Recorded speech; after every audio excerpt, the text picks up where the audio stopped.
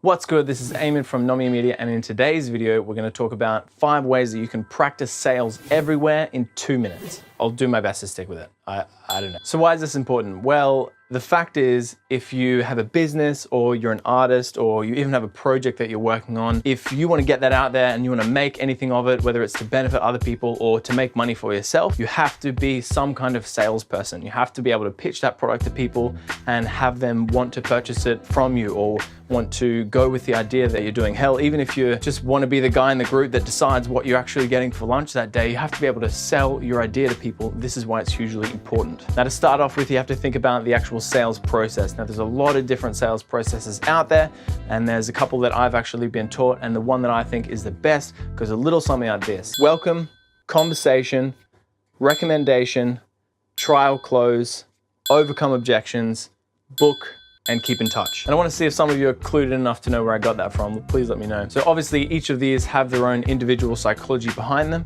but essentially all you have to do is actually keep that in mind when you're interacting with anyone, whether you're trying to get them to get the lunch that you want to get, or whether you're trying to get them to purchase your product or listen to your song, whatever it may be. So here are the 5 ways that you can practice sales everywhere. And I like to do this because it helps you become a better salesperson, but also you can have a bit of fun and develop yourself in everyday life while you're just going about your daily stuff. Now, the first step is the welcome or the introduction. And this is super important because it essentially shapes the other person's first impression of you. So all you have to do here is really just be aware of your introduction and keep in mind what your actual goal is with that introduction. Even if you're just meeting somebody at a party or meeting a potential client or meeting anybody that you can leverage to actually get somewhere, or someone that you can help them.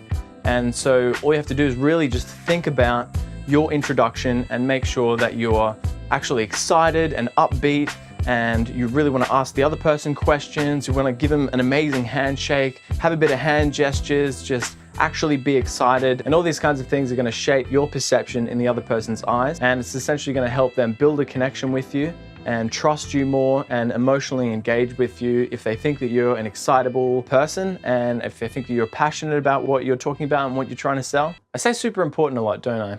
That's okay.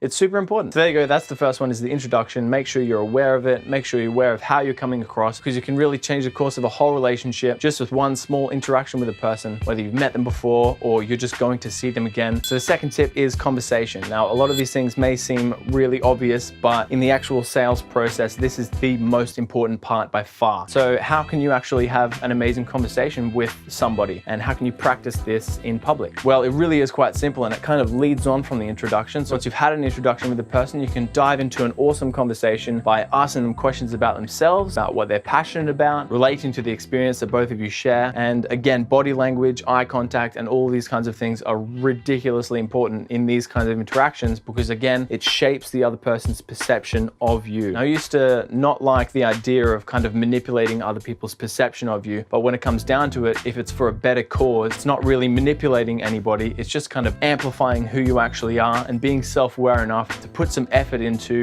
how you actually look and feel and come across to people. So that's why the conversation is the second tip, and that's why it's the most important tip. So the third tip is selling ideas. Now, you can use this whenever any of your friends are trying to decide on a place to eat, an activity to do, literally anything like that. And with a little bit of self-awareness, just try and go through those steps to actually get the best outcome for everyone involved, including yourself, obviously. And this is a great way to actually practice the sales process, whatever your process may be.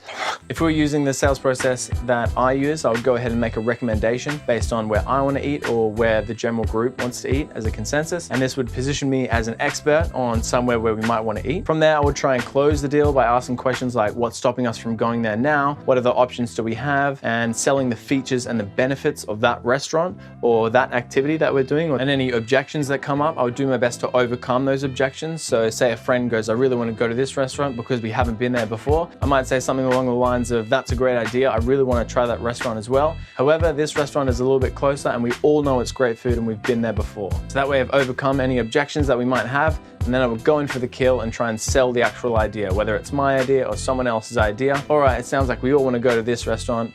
Let's jump in the car and let's go. Now, again, you don't have to be selling your idea. You just have to be a little bit self-aware enough to be actually practicing this sales process during any conversation. And this is an amazing way to actually get amazing at sales, so that when you're in that business meeting and it really matters, it'll be at the forefront of your mind and you can close that deal on the spot. So the fourth tip, and this is also extremely important, is to provide value. So again, in any conversation, whether it's business or friendship or anything like that, if you keep at the forefront of your mind that you want to try and provide value to the other person, and a lot of huge influencers talk about things like this, like Gary Vee, he talks about the, I think it's 60-40 rule, where essentially you're trying to give 60% and take 40. So you're always trying to give to the other person. You're always trying to provide value to them in any situation. If you just keep this at the forefront of your mind, then it's an amazing way to practice this, so that when it comes to clients, you're actually providing value first. And then when you ask for the sale, they're more than happy to say yes, because they can feel all of the value that you've provided them. Now, the fifth tip, and this is one that I'm really interested in right now, my mentors have taught me this one, and it's all about state change. So if you keep in your mind how you want to actually change the other person's state, it's extremely powerful,